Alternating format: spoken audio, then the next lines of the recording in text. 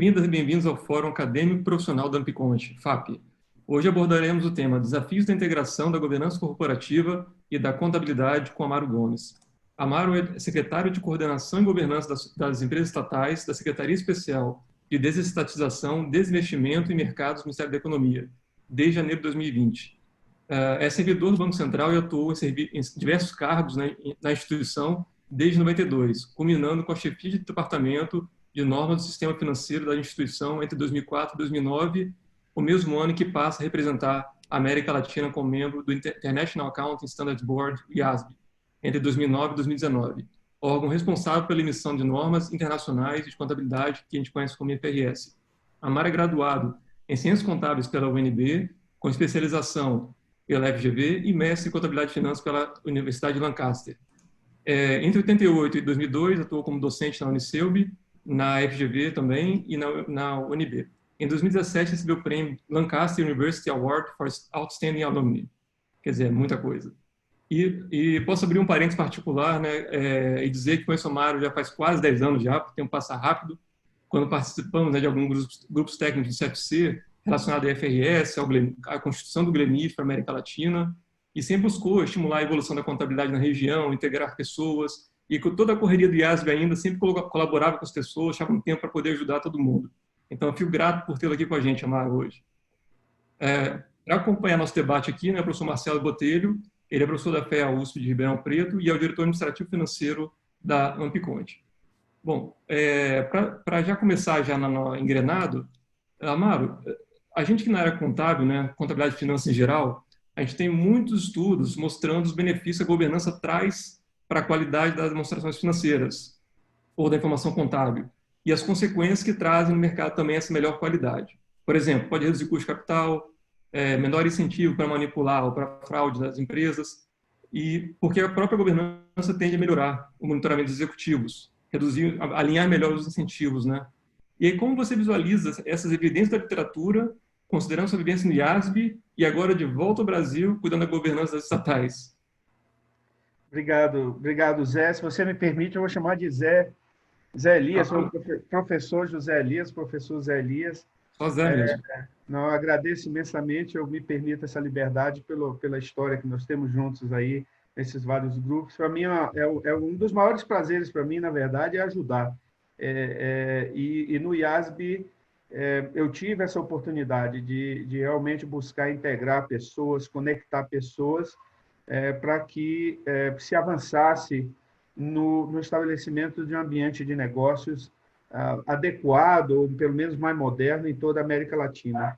E eu quero acreditar que eu tive um grau de contribuição importante em vários países, mas, obviamente, eu não faço nada sozinho, ninguém faz nada sozinho, né? Eu tive apoio em todos os países de pessoas como você, o Ricardo Cardoso, lá do Rio de Janeiro, que esteve conosco. Nós fizemos um belíssimo trabalho com IFRS para pequenas e médias empresas, no Brasil todo, e de maneira gratuita, né? sem absolutamente nenhuma remuneração.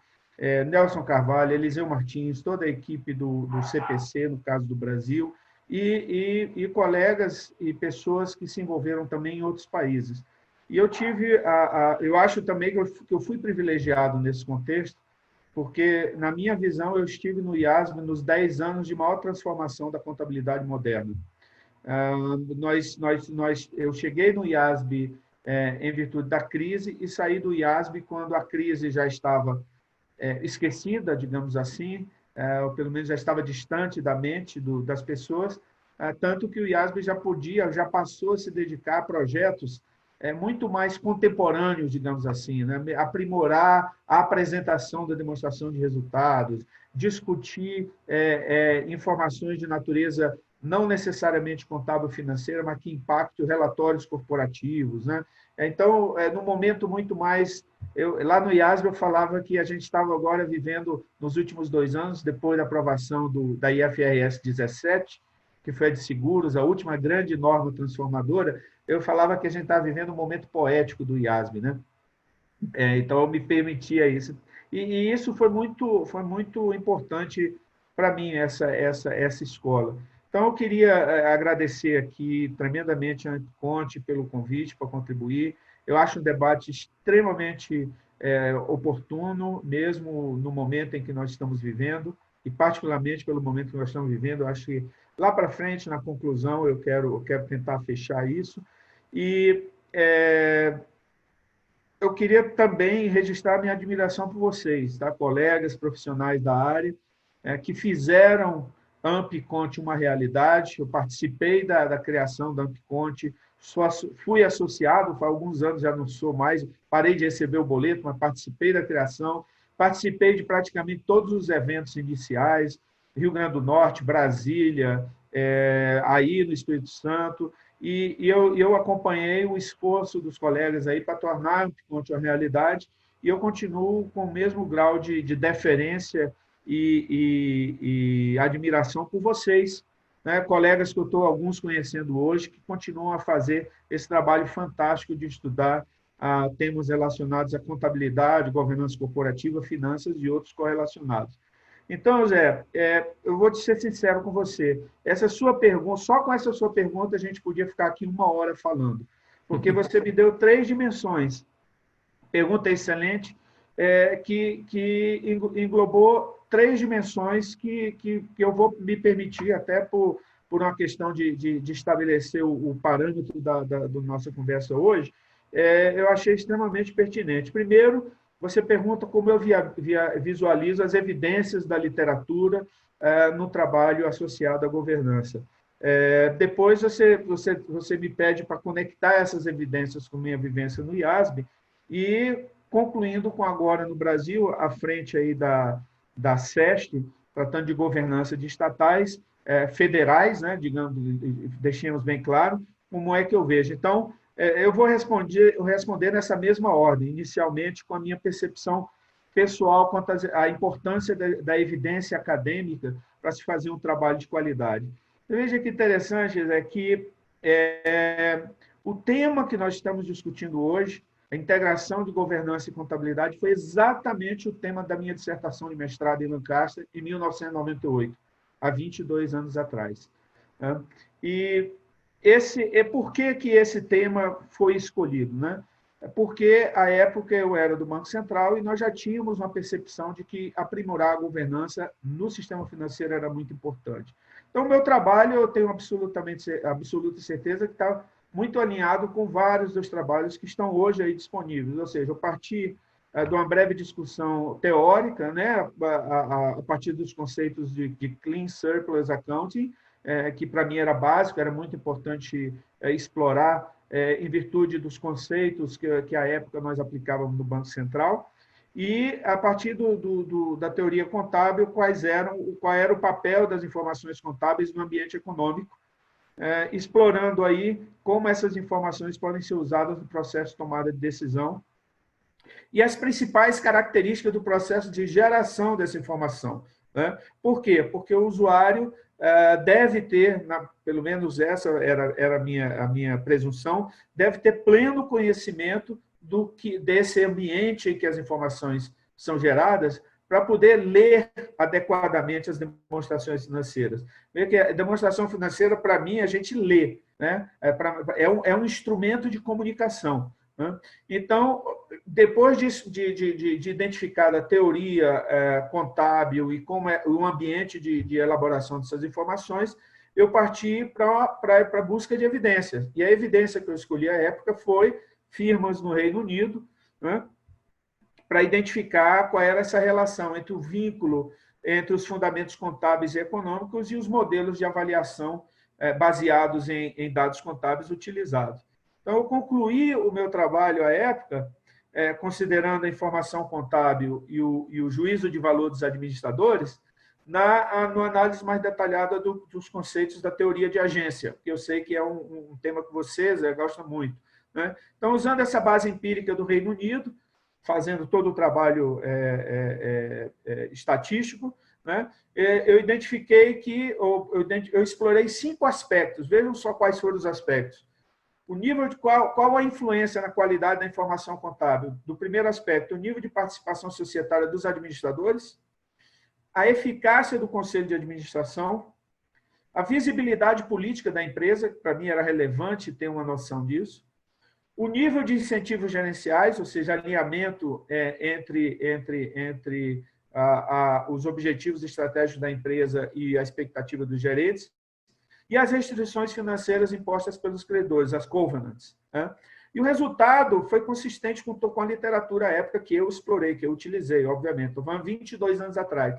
E o interessante é que para essa nossa conversa aqui, eu busquei um pouco mais de literatura, a literatura continua confirmando as mesmas indicações, ou seja, conselhos eficazes, conselho de administração eficazes, eles restringem o uso da administração e gestão de resultados.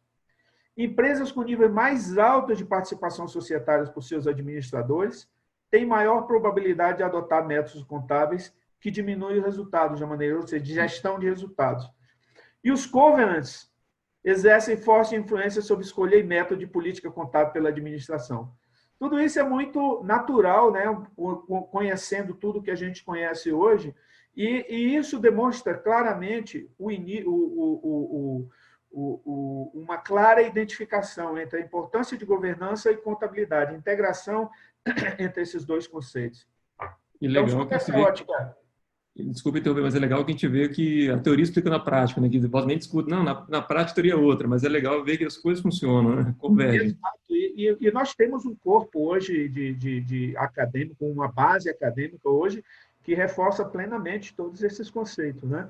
Então, sob essa ótica da importância da evidência acadêmica para se fazer um trabalho de qualidade, na minha experiência, ela foi absolutamente fundamental.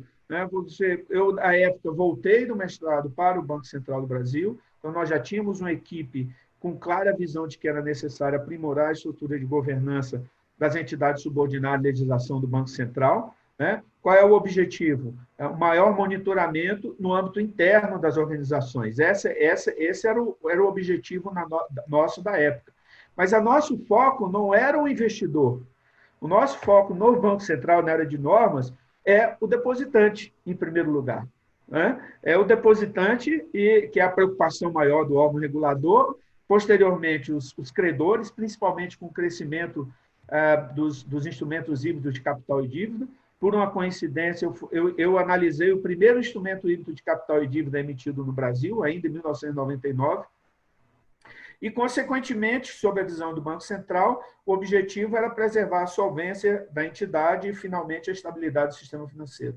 Ou seja, ainda sob o aspecto da importância da base teórica, todo o aprimoramento da governança das instituições financeiras, na época que eu estava, assim que eu voltei do mestrado, ele foi baseado em evidência acadêmica robusta. Nada foi criado por mentes brilhantes. Nós buscamos evidências robustas para fortalecer o nível de regulação que nós tínhamos. O que nós criamos em função disso? O Banco Central criou, foi o primeiro, né? Nós introduzimos os comitês de auditoria nas instituições financeiras. Tá? Nós introduzimos os comitês de risco.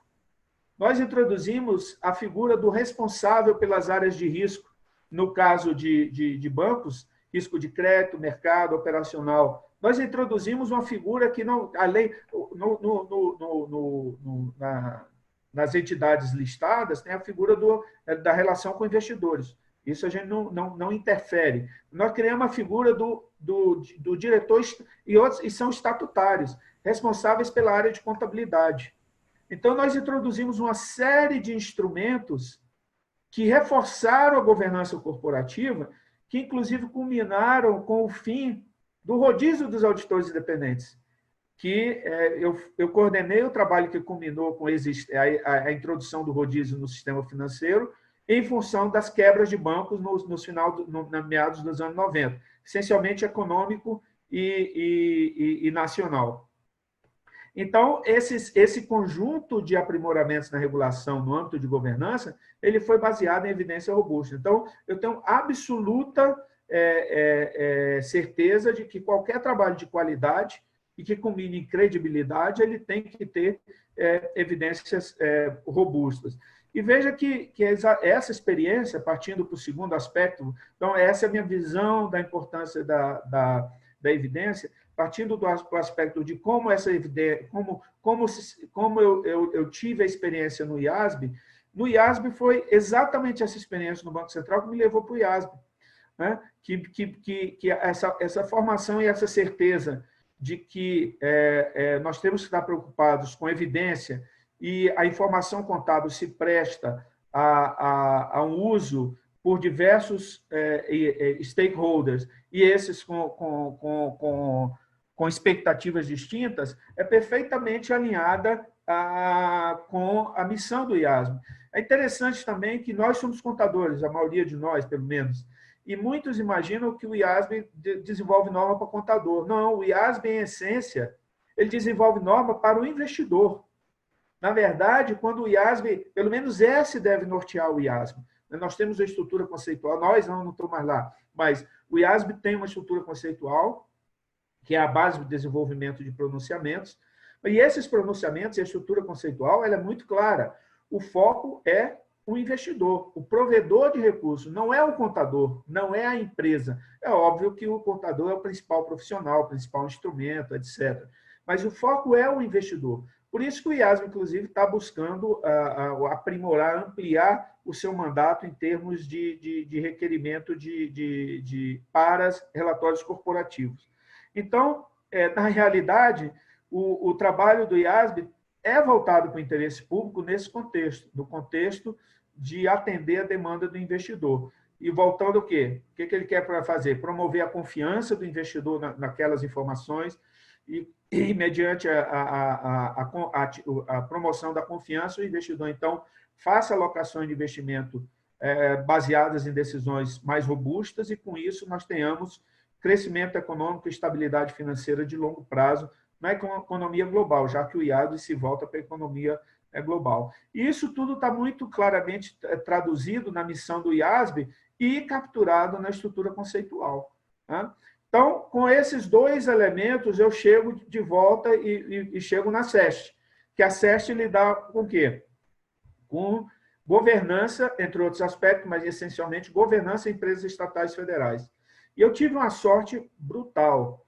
Por que eu tive uma sorte brutal? Primeiro, porque eu cheguei na SEST e encontrei uma equipe extremamente profissional, capacitada, dedicada, comprometida, competente, como é difícil encontrar.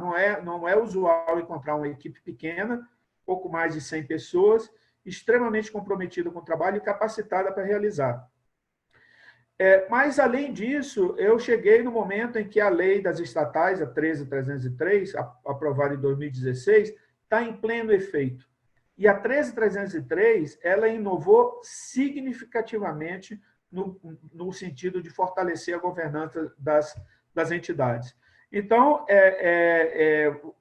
os 3 pontos eu espero ter comentado, ou seja, é fundamental a evidência acadêmica robusta, a governança ela está estritamente ligada também à qualidade da contabilidade, à qualidade dos números, e aquela que é adotada no Brasil são as FRS, e, no momento, a lei das estatais possibilita, então, um ambiente extremamente propício para aprimoramento na gestão das empresas.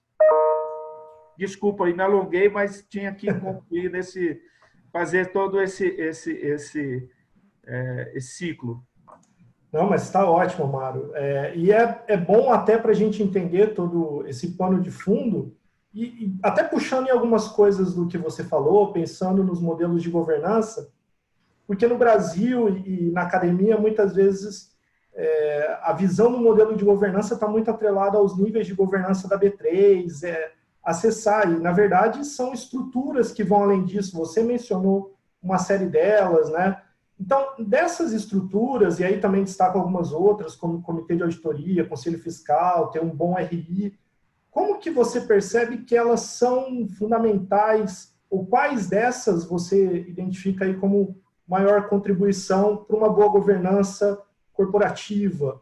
E se o mesmo também vale para as estatais, já na sua função na SEST? Perfeito. Não, ótima pergunta, e eu começo pelo final. Você me pergunta se o mesmo, em termos de qualidade de governança, vale para as estatais. Na verdade, para melhores práticas e recomendações de governança corporativa, valem para todos os tipos de empresa. E na minha visão, aí a pessoal, é particularmente para empresas estatais. Porque as estatais, talvez até mais justificadamente do que as empresas privadas, em que um investidor, eu vou assumir um investidor qualificado, que tenha conhecimento da informação da empresa, ele decida por alocar investimentos na empresa. A estatal, nos termos do artigo 173 da Constituição Federal, ela é nossa. A estatal, ela somente é criada, ou seja, a exploração direta de atividade econômica pelo Estado, por intermédio de uma estatal, no caso, ela só é permitida quando é necessária a imperativo de segurança nacional ou relevante interesse coletivo. Então, ainda mais justificado elevados graus de governança numa empresa com essas características. Se ela tem relevante interesse coletivo, então, seguramente, quaisquer boas práticas de governança se aplica e deve, portanto, prestar contas, porque a estatal ela presta contas, além dos seus acionistas, se for uma de economia mista, a nação como um todo, né? Agora, quanto aos modelos de governança, e você está certo, tem variadas formas existentes de governança. Assim, a SESC, nós consideramos fundamentais e que devem estar presentes em todas as organizações, aqueles, obviamente, previstos em lei, né? O Conselho de Administração está previsto em lei, o Conselho Fiscal está previsto em lei, com as características, mas está introduzido pela Lei 13.303, Comitê de Auditoria, Comitê de Riscos, Comitê de Elegibilidade. Inclusive, publicamos, há cerca de 2 semanas, um novo modelo de estatuto para as estatais, onde nós ampliamos o conceito do Comitê de Elegibilidade. Agora ele tem Comitê de Elegibilidade, sucessão, remuneração, quer dizer, então é muito mais amplo do que simplesmente dar uma opinião sobre potenciais candidatos para conselhos de administração da organização. Então, esses são que nós consideramos básicos, né? Obviamente, isso depende muito da complexidade e da natureza dos negócios da organização, né? Outros comitês podem ser formados, eventualmente, podem ser constituídos para auxiliar a administração, não há absolutamente nenhuma vedação a isso. Então, você imagina, só para nós termos uma ideia do que nós estamos falando aqui, tá certo? Hoje, sobre a coordenação da SESC, nós temos 200 empresas estatais. O número correto é 197. Tá? Dessas 197, 46 são de controle direto da União. As demais são de controle indireto. São subsidiárias de Petrobras, Banco do Brasil, Caixa Econômica Federal, etc. Então, cerca de 200 empresas. Óbvio que no conjunto de empresas há uma Petrobras, maior empresa petrolífera das Américas, e nós temos a Embrapa, uma empresa de pesquisa com um objeto social muito claro, pesquisa agropecuária. Não se espera que o mesmo nível de governança, de estrutura de governança na Petrobras seja replicado na Embrapa, não faz absolutamente o mínimo sentido.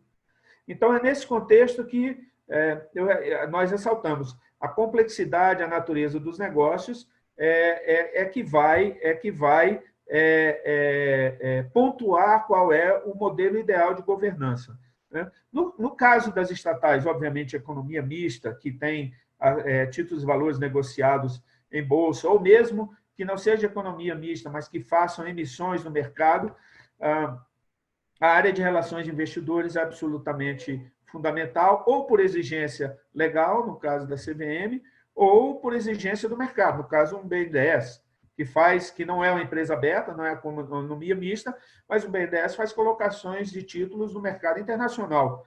Então, eventualmente, tem uma área para lidar com investidores, porque é fundamental, né? Então, esse é o elemento principal. A estrutura de governança ela tem que estar alinhada, coordenada, equilibrada com a natureza e complexidade das organizações. E eu lembro mais o seguinte, quando a gente começa a pensar um pouquinho em estatal, você vê o grau de governança que nós temos nas estatais. Se nós separarmos entre o interno e o externo, tá? Então vamos começar com o interno. Hoje a estatal ela tem, dentro da sua governança, o conselho de administração, obviamente, ela tem que ter, o conselho fiscal, porque todas são na forma de SA, mesmo aquelas não constituídas na forma de SA, seguem a 6.404, exemplo da Caixa Econômica Federal, né, que tem uma lei própria, BNDES tem uma lei própria, não é SA. Tá? Então, eu tenho o conselho de administração, o conselho fiscal, os tradicionais. Comitê de auditoria, certo? Auditoria interna. Perfeito? Aí, isso é dentro da estrutura interna. Aí eu tenho a estrutura externa de governança, que é monitoramento. Começo com a auditoria externa, independente. Então, tem a auditoria independente, a Controladoria Geral da União, o Tribunal de Contas da União, tá? A auditoria interna do Ministério Supervisor. Toda estatal tem um Ministério Supervisor, que é o Ministério da área na qual ela atua. Então, só aqui nós temos 8 componentes na estrutura de governança. É bem diferente. Já é bastante razoável que esses componentes que são relevantes dentro da nossa estrutura, que internamente eu equilibre, ao invés de ter 8 conselheiros na Embrapa, de repente eu preciso só ter 4. Uhum. O comitê de auditoria, talvez em vez de 3, 4 brilhantes pessoas, eu tenho 2, 3, para ser um comitê, né? Então, isso é muito importante a gente ter em mente. Legal. Eu achei bem interessante e é legal também que eu também já fui conselheiro fiscal do Banesp, Banco do Estado, né? E é capital aberto, banco, então você vê a influência do regulador, da CVM, toda TCE, no caso aqui do Estado, como é que tudo vai interagindo e vai pressionando para a estrutura funcionar e a equipe de RI, de governança, de contabilidade, todo mundo está bem sintonizado para poder a coisa funcionar. E aí, comitê de auditoria, e por aí vai, conselho de administração, conselho fiscal. Agora, não sei se já teve tempo, Mário, desde que você chegou, né, de tentar olhar lá de dentro das estatais, por exemplo, como é que você vê se a adoção da norma da FRS, ou a aplicação, se tem algum retorno sobre isso, se vocês podem falar, fica à vontade também, se não puder, tudo super tranquilo. Mas você já pode fazer uma análise do como é o cenário contábil, dado a estrutura de governança que você comentou. Bacana, não, ótima ideia. Interessante que a conclusão da minha resposta à pergunta anterior é perfeitamente alinhada com a resposta a essa pergunta. Ou seja, o que é um elemento muito importante. A SESC não é um órgão de supervisão. Dentro dessa estrutura de governança, a SESC é um órgão de coordenação. O que a SESC, em que a SESC atua? No estabelecimento e no incentivo à adoção das melhores práticas de governança. A certificação de que as práticas e exigências legais práticas de governança e demais exigências legais estão sendo observadas pela empresa, aí já é Controladoria Geral da União, TCU, no âmbito do governo federal, Ministério Supervisor. Obviamente, eu tenho auditoria externa e todos aqueles outros que eu mencionei. Tá? Particularmente com a aplicabilidade de FRS, né, não é a primeira vez que eu sou perguntado sobre esse aspecto. Talvez até mesmo pela minha história no IASM. É claro, é natural. Mas por mais que eu tenha o desejo de eventualmente me manifestar com relação a uma orientação contábil, eu não posso fazê-lo em nome da SESC. Por quê? Porque a SESC não tem competência para orientar quanto à adoção de procedimentos contábeis. Né? Dito isso, o que eu queria ressaltar? A lei das estatais de 2016, ela exigiu que todas as estatais, independentemente de serem de capital aberto, ou, em outras palavras, todas as estatais, inclusive as fechadas, observem as normas da CVM para elaboração, publicação e auditoria de instituições financeiras, de demonstrações financeiras. Então, todas as estatais hoje, elas têm que adotar IFRS. Todas as estatais têm que publicar ITR. Todas as estatais têm suas demonstrações financeiras nos termos da IFRS, auditadas por auditor independente registrado na CVM. Então, isso foi um avanço brutal na minha visão. Então, no quesito no aspecto de governança, por exemplo, a publicação da Lei 13.303, os relatos que nós recebemos, ontem mesmo eu estava discutindo, conversando com o presidente de uma das maiores estatais, inclusive de capital aberto, o que ele me relatou foi a publicação da Lei 13.303 representou um avanço significativo na governança das empresas, e a adoção de IFRS, que não é o caso dele, é claro, porque ele já é de capital aberto, e a adoção de IFRS seguramente vai causar um impacto muito positivo na análise dessas entidades. Então, imaginem, vou voltar aqui, são 197 estatais hoje, de controle direto e indireto. Você tira as 4 que são de capital aberto, Eletrobras, Telebrás, Banco do Brasil e... Eletrobras, Telebrás, Banco do Brasil e... Eu sempre esqueço a 4. Petrobras? Petrobras, é porque é pequena, né? Mas o BNB também é de capital aberto, né? Não tem muito, mas o BNB, então são 5. Então, você tirar essas 5 que já deveriam estar ambientadas com IFRS, todas as 41 demais a passar a adotar IFRS a partir da lei, fora aquelas de controle indireto, né? As 140 e poucas entidades, 150 e poucas. Então, de fato, um desafio muito interessante para as empresas, mas o aprimoramento esperado com a adoção desses procedimentos é absolutamente fantástico. Óbvio que eu defendo o uso, que eu não chamo mais de IFRS, hein? Eu chamo de normas brasileiras de contabilidade, né? Porque, na realidade, a partir do momento em que forem incorporadas à nossa estrutura legal, por resolução do Conselho Federal, já não são mais IFRS, são normas brasileiras de contabilidade, adotadas de acordo com o IFRS, né? Perfeito. E, Amaro, até puxando essa questão do que você falou da auditoria, da contabilidade, sempre tem uma dicotomia nas normas entre relevância e objetividade, né?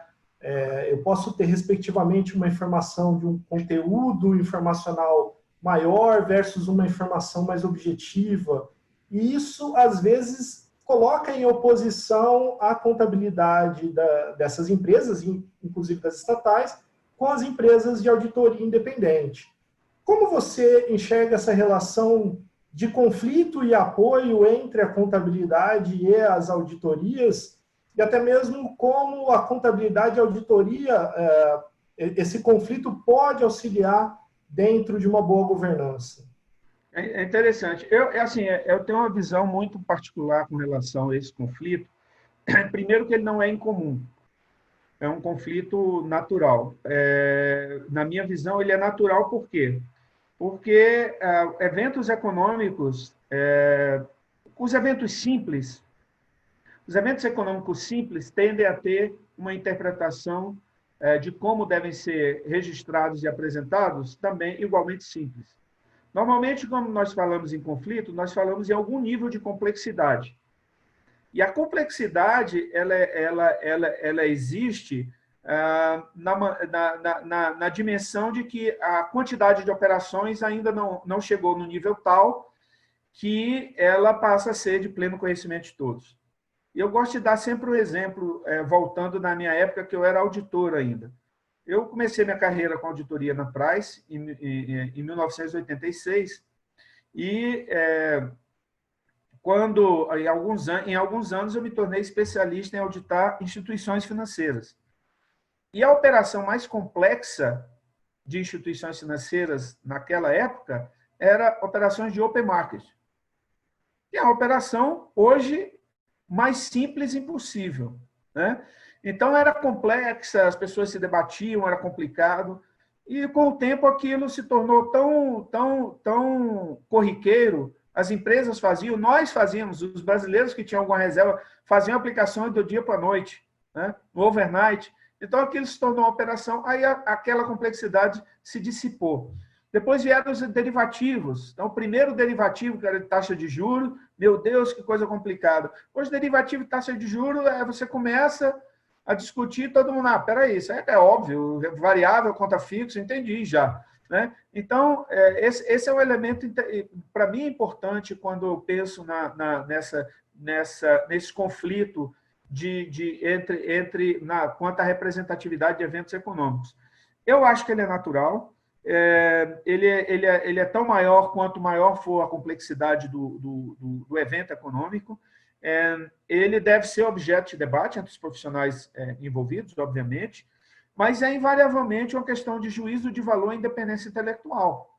Né? No final das contas, é o juízo profissional, é o julgamento profissional que nós estamos tratando. E não é incomum que dois profissionais igualmente capacitados, preparados, conhecedores da literatura, eles cheguem a conclusões distintas.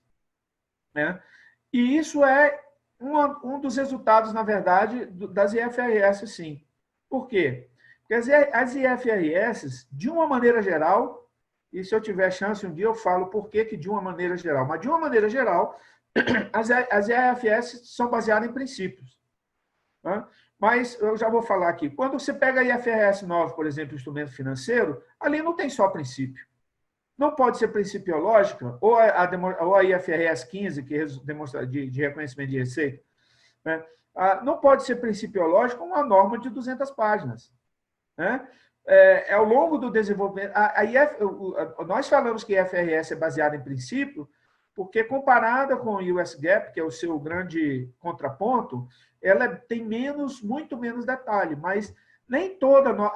uma das melhores normas para mim do IFRS, se eu quero falar em princípio, é a 29, que é a de correção monetária. Leia a IFRS, a IAS 29, IAS, né, 29. É a 29, Isa? Ela é principiológica, ela fala o seguinte, olha, o julgamento é teu.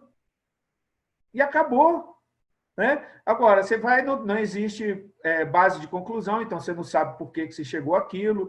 Eles chegam ao absurdo de falar o seguinte, se um dia você entrar no grau dentro da faixa de hiperinflacionária, aquele 100% de 3 anos, você tem que voltar na origem dos eventos econômicos e reajustar como se hiperinflacionário fosse todo o tempo. Quando eu cheguei no IAS, essa foi a primeira pergunta que eu fiz. Eu falei, vem cá, de onde vocês tiraram isso? Sabe de onde eles tiraram? Ninguém sabe. Porque como não tem base de conclusão, aí me mandaram, conversa com fulano, que ele é o único que ainda está no IASB, que esteve na época da aprovação da norma. Está lá. Né? Que é um absurdo. Todo mundo concorda que é um absurdo, mas está lá. Enfim. Ou mesmo não tiver experiência igual a gente teve de inflação, né? Talvez que a gente está no momento. Né? Em absoluto. Ele não tem. A inflação para eles é 10% ao ano. Então, na verdade, a IFRS é baseada em princípio, e por ser baseada em princípio, é esperado que haja discordância eventual quando da discussão de eventos complexos. Né? Mas o que é importante? Em algum momento, uma das visões vai ter que prevalecer. Ou a do contador, ou a do auditor. Ou os dois entram no acordo, em que a diferença entre os dois é imaterial a ponto de não merecer uma menção no relatório do auditor, ou a diferença material e o auditor, ou o contador aceita, o auditor não, ou o contador aceita, o auditor não faz nenhuma menção, ou o contador não aceita. O contador que eu falo é a empresa, né? Que a responsabilidade é a empresa, não é o contador. A empresa não aceita, o auditor faz a menção no relatório, e esse é o relacionamento profissional que se deve esperar. O importante é que o evento econômico seja adequadamente retratado, de alguma forma. Então, o evento econômico, na forma que é apresentado na demonstração financeira, ele esteja adequadamente retratado de acordo com o entendimento de alguém. Tem duas pessoas nesse jogo, principalmente. Aquele que é responsável por elaborar a norma é sempre a administração, não é o contador. O contador tem a responsabilidade profissional, mas o responsável pela elaboração das demonstrações financeiras, legalmente, em todos os países, é a administração. O auditor está aqui para fazer o seu trabalho técnico, profissional, de julgamento com relação àquele conjunto de informações. Discordaram? Apresentem as suas justificativas. É um debate que vai sempre existir, principalmente quando for operações novas e operações complexas. O IASB nem sempre vai conseguir dar resposta, a IFRS nem sempre vai conseguir dar resposta nos 140 países que adotam a IFRS. Se nós temos um exemplo recente no Brasil, é a questão das transações imobiliárias, né? É bem interessante nesse contexto. O que é importante é que o evento econômico esteja refletido ao final em observância, primeiro, ao pronunciamento específico, caso ele exista, ou estrutura conceitual e tratamentos contábeis semelhantes, caso não exista, né? E nem sempre a informação mais objetiva é a melhor para a tomada de decisão, né? Às vezes, você tem objetivamente o número, mas ele não tem absolutamente nenhum valor, né? E quanto ao papel, o segundo ponto da pergunta, o papel da contabilidade e auditoria para a governança, eu acho o que nós estamos conversando desde o início dessa nossa webinar e a evidência acadêmica que nós dispomos, não tem dúvida, absolutamente nenhuma dúvida. Auditoria e contabilidade são absolutamente fundamentais para a qualidade da informação, para a qualidade, para o nível de qualidade da governança, né? Tem uma abundante evidência acadêmica em todos os países e, particularmente, nos países que têm mercados de capitais mais desenvolvidos, né? Que estão voltados para o investimento privado. Principalmente um mercado como o norte-americano, em que as corporações normalmente têm um grau de participação acionária bastante diluído, né? Raramente você vê controladores como nós temos no Brasil, né? Em virtude da nossa lei, que você tem um percentual, você tem pouco mais de 17%, mas se você controla uma corporação ou com participação de 70% de minoritários, e mesmo assim você controla e você faz. São empresas essencialmente familiares. Outra coisa interessante é que o IASB, ao desenvolver normas primordialmente para empresas listadas, mercado de capitais, quando eu cheguei lá, em 2009, nós começamos a discutir, e eu levei essa discussão para o chairman na época, o David Tweed, que eu discordava dessa abordagem do IASB. Por quê? Porque eu falei, olha, na verdade, o mercado de capitais existe, em 2009, existe nos Estados Unidos.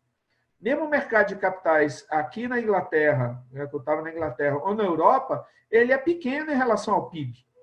São essencialmente mercados de crédito. Os mercados europeus, América Latina é mercado de crédito. Nós temos no Brasil cerca de 400 empresas de capital aberto. E é estimado que nós temos mais de 16 milhões de organizações. Então, o mercado de capitais, na verdade, nós temos que nos esforçar para desenvolver o mercado de capitais, é óbvio que temos, mas nós ainda vivemos no ambiente de mercado de crédito. Não vivemos no ambiente global de mercado de capitais, né? Mas, obviamente, as mesmas lições que se aplicam ao mercado de capitais se aplicam ao mercado de crédito, então, mas a gente tem que ter isso em mente. E a contabilidade, ela continua sendo um dos melhores instrumentos, se não o melhor, pode não ser o mais perfeito, mas ela continua sendo o melhor instrumento de comunicação entre a empresa e o usuário.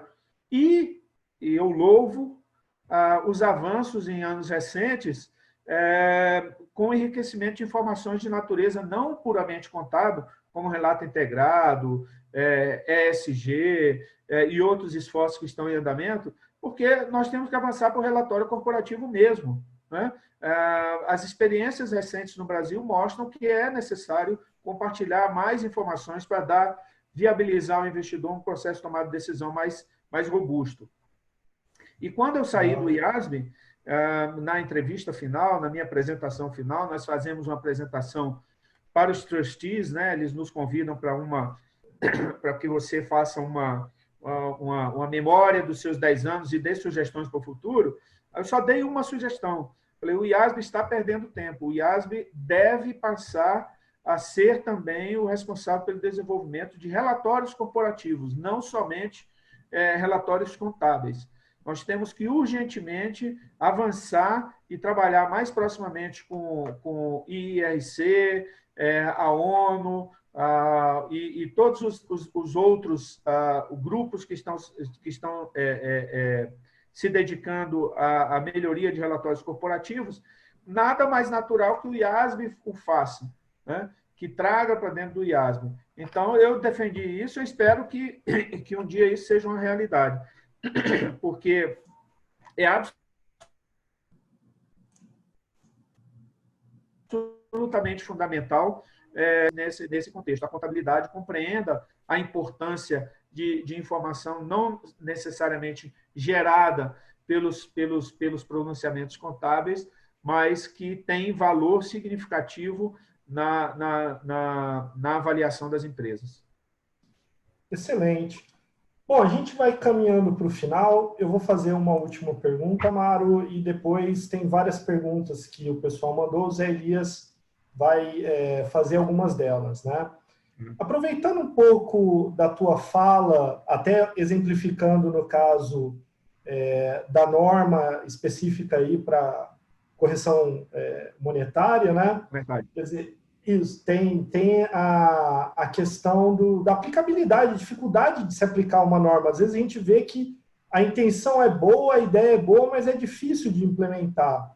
E aí eu pesquei uma questão da própria SEST, que prevê o reconhecimento da compensação da União para as estatais no que tange a receita e custos decorrentes da realização de políticas públicas em suas atividades. Não me parece ser algo fácil de implementar na contabilidade. Como que você vê esse tratamento contábil? Tá, vamos por partes, né? Como diria Jack. Como eu ressaltei antes... É para colocar a pergunta capciosa mesmo. Não é relativamente simples, porque, como eu disse, a SEST ela não tem competência de indicar tratamento contábil para nenhum evento econômico, nem mesmo orientar a contabilidade das empresas estatais. Esse ponto em particular, é excelente você tocar nisso na realidade. Esse foi um elemento introduzido pela lei das estatais. Ou seja, as estatais, elas têm por natureza, eu li aqui, ou pelo menos mencionei o artigo 173 da Constituição Federal, elas têm um componente de elas só podem, o Estado só pode participar de atividade econômica se ela tiver um propósito, for segurança nacional ou interesse da coletividade. Mas ela não pode, o mesmo artigo 173 da Constituição, ela diz, ele tem 4 ou 5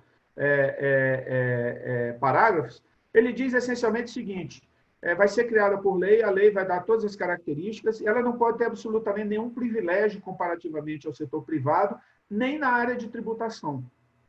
Tá bom? O governo federal, quando estava analisando a publicação da lei, que veio a ser a lei das estatais, incorporando recomendações da OCDE, a OCDE diz o seguinte, recomenda o seguinte, bacana, você tem uma estatal que atua, exerce uma atividade econômica e, ao mesmo tempo, exerce também, executa política pública. A melhor forma de fazer essa estatal apresentar de maneira transparente o resultado da política pública a União remunera por essa política pública especificamente. 2, a estatal apresenta de maneira transparente o resultado da execução da política pública. Então, não é incomum, por exemplo, aqui não diz nada de contabilidade. Para executar a política pública, ela pode vender um produto ou serviço para a União, para um ministério, etc. O SERPRO, ele presta serviço, eventualmente, para o Ministério da Economia, ou a Hemobras, que desenvolve produtos derivados de sangue. Pode desenvolver um produto para vender para as secretarias de saúde ou para o Ministério da Saúde. Então, nessas atividades que são execução de política pública, o que se pretendeu com a lei foi que isso seja registrado contabilmente de forma transparente e apresentado de forma transparente. Não está falando em contabilidade. Essencialmente aqui vai se aplicar, eu peço perdão a vocês, até agora eu não gravei os CPCs, mas se aplica o IFRS 15, reconhecimento de receita. É isso aqui que vai ser. Né? Ou, eventualmente, se for na forma de, o que não deve ser, a princípio, na forma de subvenção, o IAS 20. Né? Então, já tem a literatura, já se aplica a literatura normalmente. O que é importante aqui é que agora, observado a IFRS por registro contábil, exige-se transparência do resultado dessa atividade, o que vai potencialmente viabilizar um melhor conhecimento por parte dos interessados. Né? Uhum. Amaro, eu vou tentar juntar aqui 3 perguntas em uma só, mas depois vou ter mais umas 3, acho que consegui filtrar aqui, são bem interessantes. Tá, Vou tentar ok. juntar a pergunta do Luiz Nascimento, do São Paulo, da Ludmila Mello, que é a relação da governança, né, em si, com a lei dos estatais, né? Quais pontos carecem atenção? E se isso poderia levar, por exemplo, à ideia do princípio comply or explain, por consequência disso, se existe alguma metodologia com indicadores para medir a qualidade da governança, se for o caso, né, desse sentido, e como é que você vê isso desembocando na redução de custo financeiro e operacional para as estatais, melhorando a governança, no final das contas, será que também reduz o custo operacional e financeiro? Vamos por partes. A lei das estatais, ela inovou de maneira muito importante e significativa para a gestão dessas empresas. É algo de absoluto benefício para a nação como um todo. E o estágio em que nós estamos, a lei é de 2016, nós estamos em 2020, e ela teve o seu pleno efeito, digamos assim, em 2018, de acordo com princípios legais. Então, nós estamos no início, na verdade, dos efeitos da lei, mas nós já recebemos relato, por exemplo, a questão do membro independente de conselhos de administração, a criação dos comitês de auditoria, a criação dos comitês de risco. Então, nós já temos uma percepção clara de que a governança foi significativamente aprimorada. Mas não é só isso. A SEST ela desenvolveu, para capturar os efeitos da lei, um indicador que se chama, cujo representativo é IG-SEST, Índice de Governança da SEST. O IG-SEST ele foi desenvolvido para capturar o resultado da aplicação da lei das estatais pelas estatais. E foi aplicado ao longo dos últimos 2 anos. Então, esse indicador, foi uma pergunta de alguém aí, perguntou se existe um indicador, tem um indicador. O que nós estamos fazendo na SEST no momento? Nós estamos revisando esse indicador, estamos revisando a metodologia. Obviamente, tudo que é implementado, você tem que revisar periodicamente. Né? E o nosso foco hoje é comparar o que nós temos na Lei 13.303 com melhores práticas e recomendações no Brasil, IBGC, a MEC, por exemplo, e internacionais. E no âmbito internacional, OCDE. O foco nosso hoje é o OCDE. Nós acreditamos que nós já chegamos domesticamente num nível de excelência equiparado às melhores práticas recomendadas pelo IBGC. Fazemos esse trabalho, não fazemos sozinho. Todo o trabalho a gente costuma compartilhar, pedir ajuda do IBGC, a MEC, exatamente para que a qualidade seja reconhecida e que tenha credibilidade. Então, nós avançamos bastante. A pergunta sobre o Comply and Explain, a SEST, ela não tem, de novo, a SEST ela não tem competência para exigir, por exemplo, uma declaração de Comply or Explain no relatório corporativo. Isso não está no âmbito das nossas competências hoje. Eventualmente, numa revisão da lei das estatais, que, para deixar bem claro, não estamos tratando de revisar a lei está em pleno vigor, não está absolutamente nenhum projeto na SEST, mas nós estamos permanentemente analisando as oportunidades de aprimoramento na nossa legislação, né? Ou até estimulando, né, uma divulgação voluntária, talvez, quem puder, quem quiser, né, para aumentar a transparência, coisa do tipo. É. Seria, por exemplo, um elemento importante de discussão com auditoria independente, né? Uhum. Porque lembrar que o seguinte, que essas empresas que não são de capital aberto, que adotam IFRS, que são auditadas, que publicam em TR, estão lá nos sites dela. Eu fiz esse teste, eu entrei nos sites das empresas que não são de capital aberto para ver se estavam divulgando em TR auditado. Estão, né? Legal. Então, a disciplina de mercado, que eu não mencionei aqui, mas é um elemento muito importante.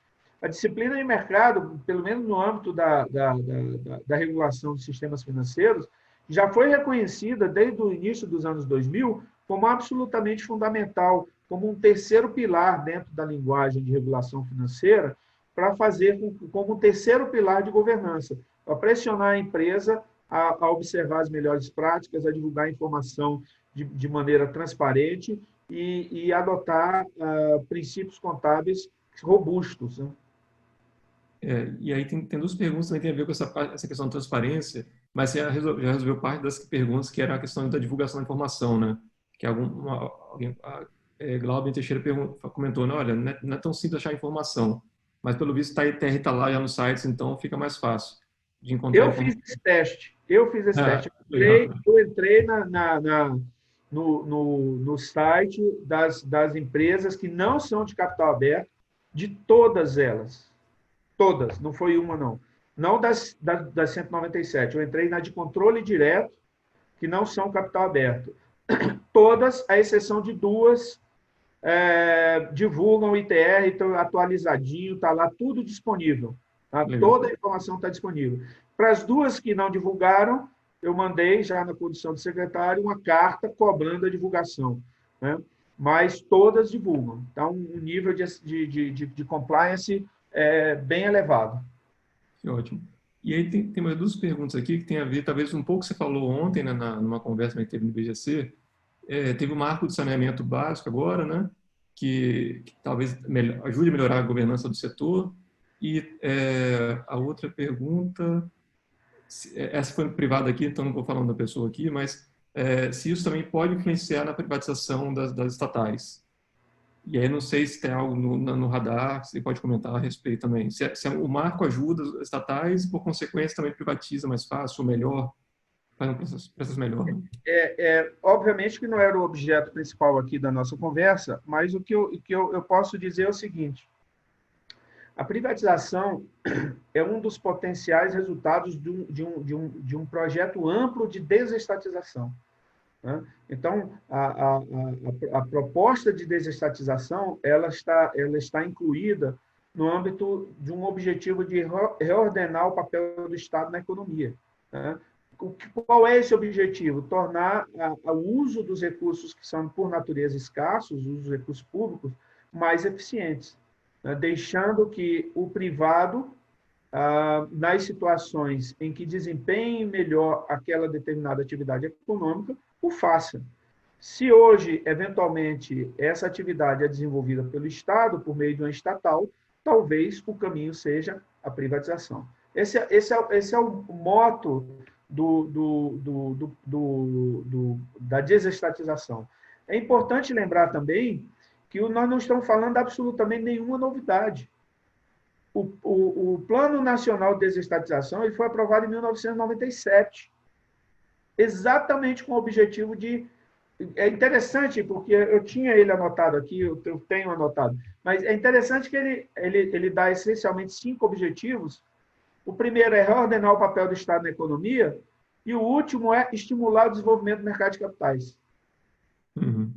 Então, nós estamos dando andamento a um projeto de país desde 1997.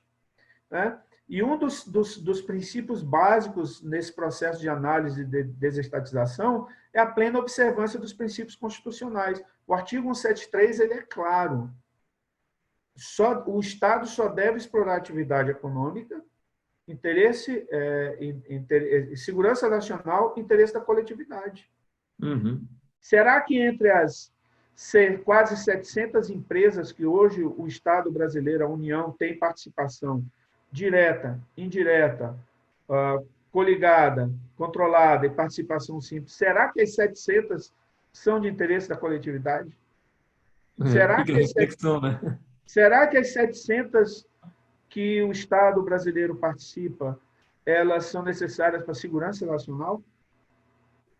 Eu não tenho resposta, mas eu duvido que todas as 700, quase 700, tá? São 698, me parece, todas elas estejam dentro dessa categoria.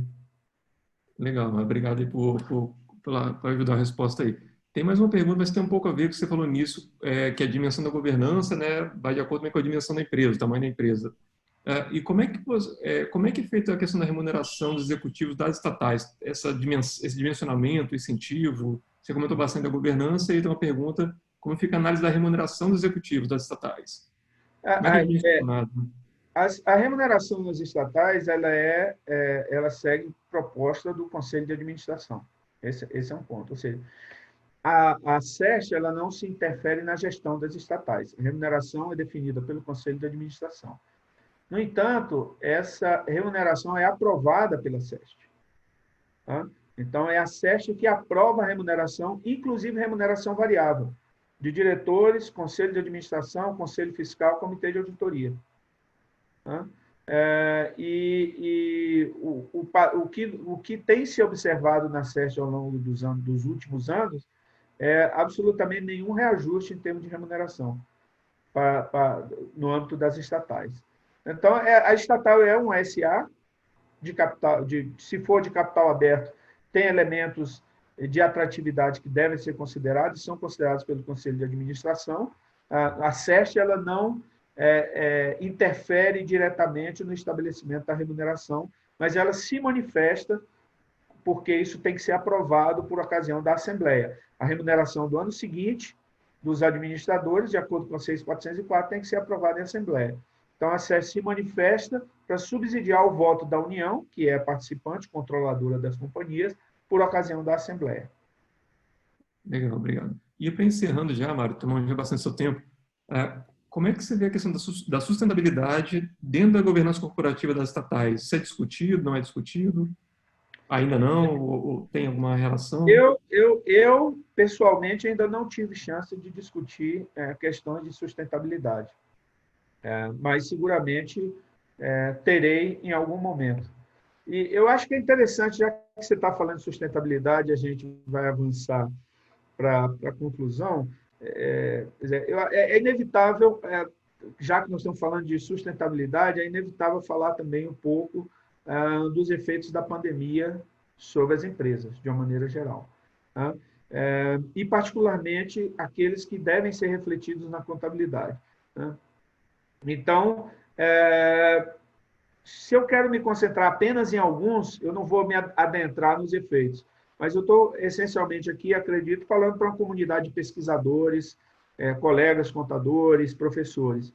E eu acho, como eu te falei antes de nós entrarmos online, que a pandemia e os efeitos da pandemia vão ter um impacto muito significativo na governança das organizações. Já estão tendo algumas, mas vão ter um impacto muito significativo e vão representar uma oportunidade bastante... Assim como a crise de 2007, 2008 seguramente representou uma boa oportunidade para explorar os efeitos da crise e os impactos na nossa área, essa pandemia também. E eu fui perguntado recentemente, uma pessoa, sabendo que eu fui do IASB, e como eu estou também trabalhando com pareceres contábeis, então ele me telefonou e perguntou, vem cá, o que eu devo me preocupar? Né? Eu falei, olha, é tanta coisa, e depende da empresa, que é difícil explicitar em teoria. Eu teria que ter um evento real para responder, não em teoria, mas responder de maneira completa. Mas eu começaria com a continuidade. Essa é a primeira pergunta que se deve fazer. A empresa vai ter continuidade?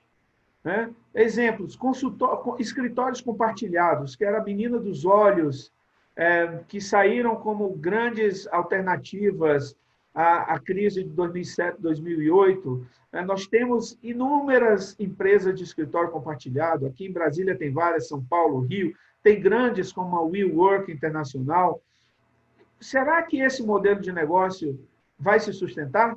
Então, a primeira pergunta é a continuidade. E se você chegar à conclusão de que a continuidade está, de fato, com a probabilidade elevada de não se concretizar, acabou. Né? Você passa para um modelo de liquidação de empresa. Né? Então, todos os outros elementos. Né? Mas tem outras coisas. Mesmo que a continuidade não seja um elemento possível, é possível fazer avaliação a valor justo? O ambiente possibilita os elementos necessários para fazer a avaliação a valor justo? Como eu vou fazer o teste de paridade? Particularmente para bens, itens não financeiros, o goodwill. Como fazer a paridade do goodwill se eu adquiri o ano passado ou eu adquiri há 2, 3 anos atrás? Né? A provisão para perda esperada, principalmente na área de instituições financeiras. Como é que eu faço um elemento só, perspectiva macroeconômica, que é exigido para a provisão para perda esperada? Como é que eu vou fazer? Olha, a gente tem estimativas de queda do PIB mundial que vão de 5%, outro dia eu estava escutando 17%. Né?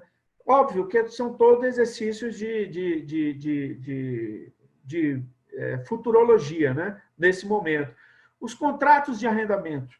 Tem várias exigências no IFRS 16. Como é que vai fazer? Se você prorrogar o seu contrato, você vai ter que reprecificar, se não vai. Né? Os julgamentos e estimativas, a divulgação de julgamentos e estimativas que você tem que fazer, tem que divulgar. Como é que você vai... na data em que você está preparando suas demonstrações financeiras, aquilo pode ser totalmente sem sentido na data em que você publicar, o mais rápido que você seja. Qual o efeito dos covenants? Alguém está se perguntando, e aí? Vai dar o trigger dos covenants? Vou ter que pagar minha dívida? Não vou? Isso estava previsto? Não estava? Né? Reconhecimento de... Reconhecimento... EBITDA ajustado Covid, né? Isso. Já está super normal esse EBITDA ajustado Covid. Pois é, e o reconhecimento das receitas. Eu vou fazer revisão de contratos, estimativa de recebimento, ou vou fazer provisão? O que eu vou fazer com o reconhecimento de receita?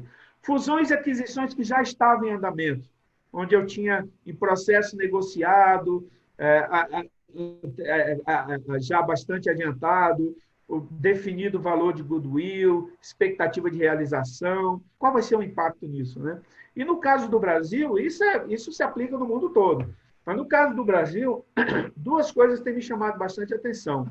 Uma é a exposição a risco de moeda, principalmente nos passivos em moeda estrangeira e particularmente naqueles que têm um ativo que está descasado, estou falando de leasing mesmo, né? O passivo de leasing, eventualmente, com toda a despesa financeira decorrente da variação cambial e o ativo, lá, o direito de uso parado, né? Sem gerar, eventualmente, a receita esperada, ainda tem mais isso, né? Porque eu posso estar com a máquina e a máquina está parada. Uma máquina como um avião, por exemplo, que está parado. Né? O imposto de renda diferido decorrente do efeito da conversão para moeda funcional, que já era um problema normal, agora exacerbado. Né? Então, são questões que vão afetar tremendamente a governança das empresas, porque elas vão afetar a avaliação dessas empresas, o comportamento dos investidores, eles vão estar se perguntando sobre a performance. Tradicionalmente, os modelos de avaliação consideram o passado como o melhor indicador do futuro, mas o passado ainda é o melhor indicador de performance futura? Ainda é uma boa referência para análise agora? Qual é a profundidade do impacto da pandemia na empresa e na capacidade de geração de caixa? Como é que eu vou fazer essa... Então, na minha assim, a mensagem final que eu gostaria de deixar é que, na minha visão, nós não podemos e nem devemos comprometer a qualidade do relatório corporativo. Isso nós não podemos fazer. Porque no primeiro sinal de que nós estamos comprometendo a qualidade em prol de outros objetivos, nós perdemos toda a credibilidade. Tá? Ceticismo, acho que vai marcar muito o comportamento dos investidores, mas hoje tudo parece ser uma grande incógnita. Eu vou fazer jus às palavras da professora Araceli, que está aqui acompanhando a gente também, né? Ela colocou assim, conhecimento demais para tempo de menos. Parabéns. Achou muito bom, muito proveitoso. Uma gentileza. Obrigado, Araceli. Olha, obrigado, Zé, aí pelo fechamento. Obrigado, Amaro. Acho que isso foi mais que uma aula brilhante. O objetivo desse fórum acadêmico profissional da Ampiconte é justamente discutir com o mercado, porque isso é onde a gente pode fazer essa ponte, é onde a gente pode trazer novos insights, entender melhor quais são os desafios, as angústias e as dores do mercado para poder desenvolver coisas novas, levar pesquisa. Eu acho que isso é fundamental para a gente. E você é uma pessoa que é um exemplo sempre a ser citado nessa ponte, em conseguir fazer essa ponte entre o acadêmico e o profissional. Então, muito obrigado pelo dividir esse conhecimento com a gente. Gostaria de agradecer a participação de todos, tivemos uma participação massiva, chegamos a beira de 140 participantes. Lembrando a todos que esse vídeo depois vai ficar disponível no canal Ampiconte no YouTube, e também que a gente deve seguir com a sequência de lives nas várias iniciativas. Inclusive, esse sábado a gente tem consórcio mestral e doutoral para quem é da área acadêmica e quer conhecer um pouco mais sobre como se debate uma pesquisa de mestrado e doutorado. Só visitar a página da ampiconte.org.br. Obrigado, pessoal. Mais uma vez, Amaro, muito obrigado e boa noite a todos. Obrigado. Obrigado, Amaro. Obrigado a todo mundo. Boa noite.